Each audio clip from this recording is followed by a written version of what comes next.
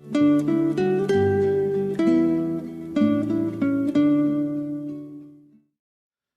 오늘도 예레미야서 39장에 기록된 이 말씀을 통해서 하나님께서 주시는 은혜를 우리가 함께 나누기를 원합니다. 여러분, 예레미야서 39장 말씀에는 드디어 예루살렘 성이 함락되는 사건이 기록이 되어 있습니다. 예레미야 선지자가 요시야 왕 13년부터 시드기야 왕 11년까지 40년 동안 외쳤던 말씀이 성취가 되는 순간입니다. 결국 하나님의 말씀대로 모든 것이 이루어진다는 것을 확인하게 됩니다. 여러분, 예레미야서 39장 1절 말씀에 보시면 시드기야 왕 9년에 예루살렘 성이 포위가 되었고 시드기야 왕 11년 4월 9일에 예루살렘 성이 함락이 되었다라고 말씀을 하고 있습니다. 여기 이렇게 정확한 날짜를 기록해 놓은 것은 이것이 역사적인 사실이라는 것을 말씀을 하는 것입니다. 이 사건은 바벨론의 역사에도 기록이 되어 있고 이스라엘의 역사에도 기록이 되어 있고 또 성경에도 기록이 되어 있다는 것은 결국 이것은 역사적인 사실이라는 것을 증거하는 것입니다. 예레미야 선지자가 마지막 왕이었던 시드기야 왕에게 그렇게 바벨론에게 항복하면 살게 될 것이라고 말씀을 전하고 또 개인적으로도 몇 번을 만나서 이야기를 했었는데 결국 이 시드기야 왕은 하나님의 말씀을 듣지 않았습니다. 여러분 4절 말씀에 보시면 이 시드기야 왕은 백성들을 버리고 혼자 살겠다고 셋문으로 도망가다가 군사들에게 잡혀서 하마 땅 림나에까지 이 느부갓네살 왕 앞에 끌려가게 됩니다. 여러분 6절에서 7절까지 말씀에 보시면 시드기야 왕이 보는 앞에서 그의 아들들과 유다의 모든 귀족들을 죽이고 시드기야 왕의 두 눈을 빼버리고 쇠사슬로 결박하여 바벨론으로 끌고 갔다라고 말씀을 하고 있습니다. 끝까지 고집을 부리고 대적을 하던 이 시드기야 왕이나 그리고 예레미야를 죽이려고 하던 고관들과 자기 권력을 지키려고 끝까지 버티던 귀족들도 다 죽임을 당하게 됩니다. 그리고 이 살만한 백성들은 바벨론의 포로로 끌려가게 됩니다. 이제 이 예루살렘 성에는 아무 소유가 없는 빈민들과 가난한 사람들만 남게 되었고 그들이 그 땅의 포도원과 밭을 지키는 자들이 된 것입니다. 여러분 10절 말씀에 보시면 사령관 느부사라단이 아무 소유가 없는 빈민을 유다 땅에 남겨두고 그 날의 포도원과 밭을 그들에게 주었더라라고 말씀을 하고 있습니다.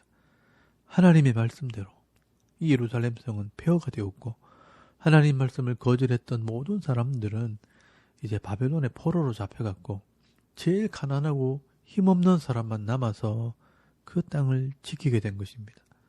이제 이스라엘이란 나라는 다윗이 왕이 되어 통일왕국을 이루고 난 뒤에 약 400년이 지난 BC 586년에 멸망을 하게 되었고 이제는 바벨론의 포로기가 시작이 됩니다. 이스라엘의 이 실패의 역사는 큰 교훈을 주고 있습니다. 하나님과 언약한 백성들이라도 망할 수 있다는 것을 보여주는 것입니다. 여러분, 하나님의 나라는 망하지 않지만 불순종한 이 땅의 나라는 망하는 것입니다.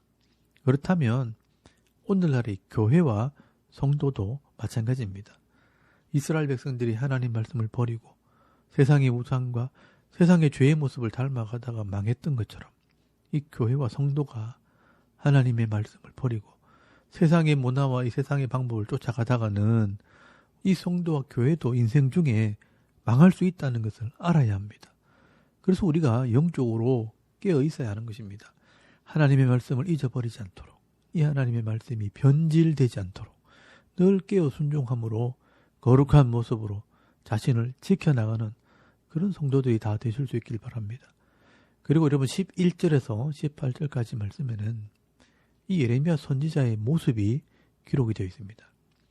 죽음의 위협 속에서도 이 하나님 말씀을 가감없이 증거했던 이 예레미야 선지자는요, 악한 바벨론 왕 느부갓네살이 보기에도 하나님의 사람으로 보였습니다.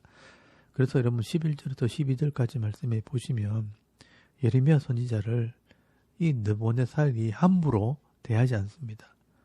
바벨론의 느부갓네살 왕이 예레미야에 대하여 사령관 느부사라단에게 명령하여 이르되 그를 데려다가 선대하고 해하지 말며 그가 네게 말하는 대로 행하라 라고 말씀을 합니다. 하나님께서는 이렇게 이 전쟁의 위협 속에서도 예레미야 선지자를 끝까지 보호해 주실 뿐 아니라 남아있는 백성들을 위해 말씀을 전하는 사역을 감당하게 하시는 것을 보게 됩니다.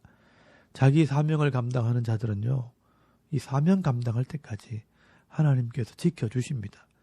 그리고 하나님께서 이 구스인 에빗멜렉에 대해서도 말씀을 하십니다.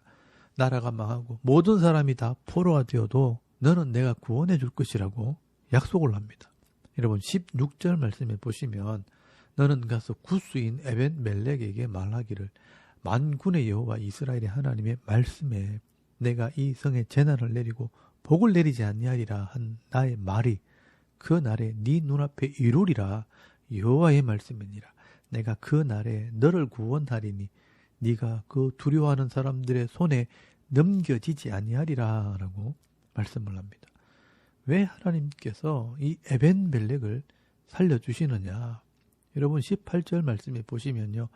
내가 반드시 너를 구원할 것인즉 네가 칼에 죽지 아니하고 네가 노략물같이 네 목숨을 얻을 것이니 이는 왜냐하면 네가 나를 믿었음이라 여호와의 말씀이니라 하시더라 라고 말씀을 합니다.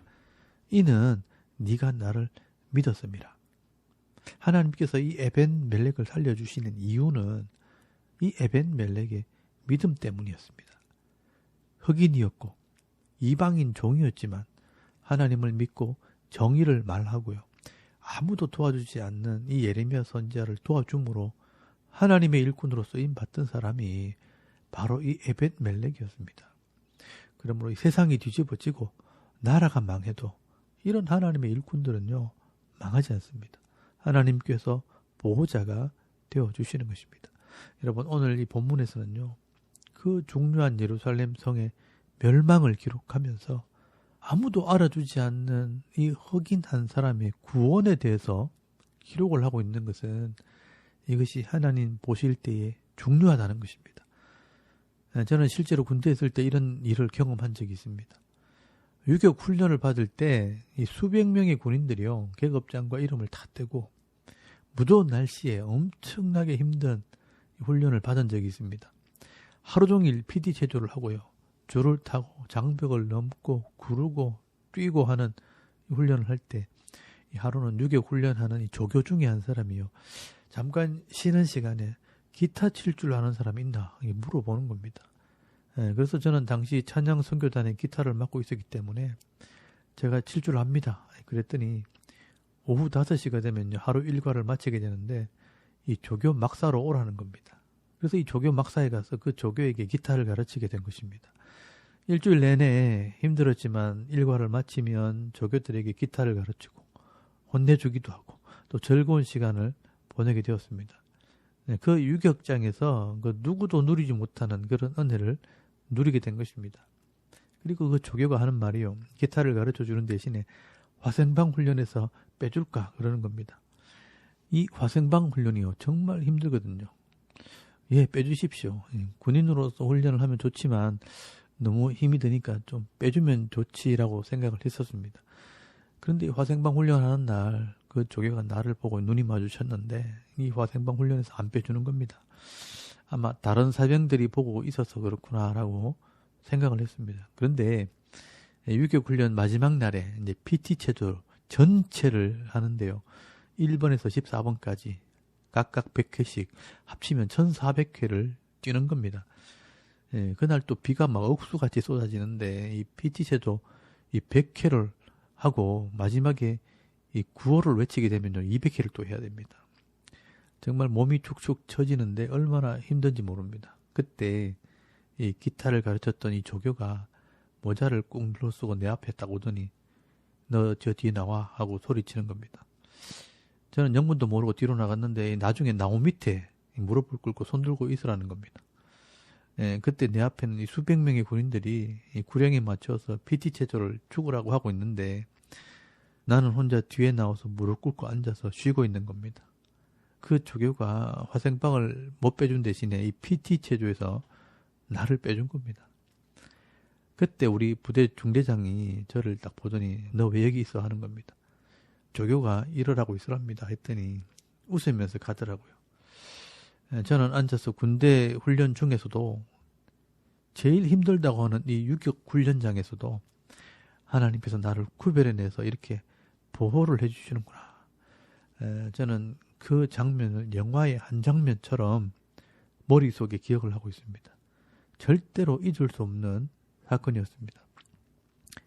저는 그때 확신을 했습니다. 야, 하나님께서 이런 상황에서도 나를 도와주신다면 어떤 상황에서도 내가 하나님의 사람으로 살게 되면 하나님께서 나를 구원해 주시고 보호해 주시겠구나 하는 확신이 생기게 되었습니다.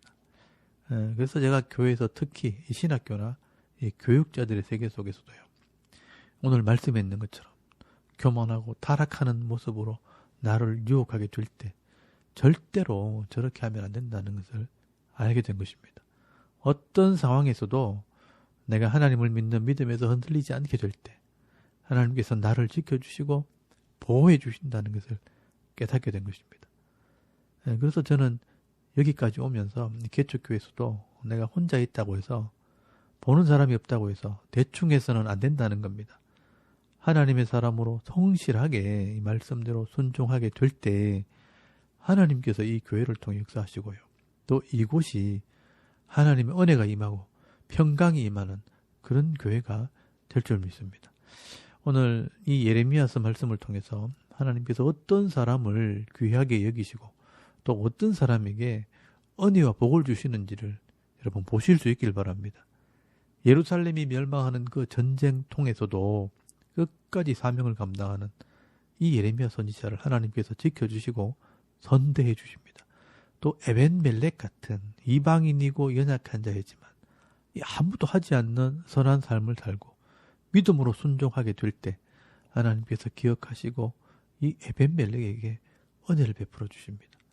오늘도 저와 여러분이 일주일 동안 삶을 살아갈 때 많은 사람들이 죄의 길을 달려가고 거짓과 부정한 삶으로 유혹할지라도 그 길을 따라가기보다는 믿음의 길, 의로운 자의 삶을 살아갈 때 하나님의 보호와 하나님의 은혜를 누리며 살아가는 거룩한 백성들이 다 되실 수 있기를 주의 이름으로 축원합니다.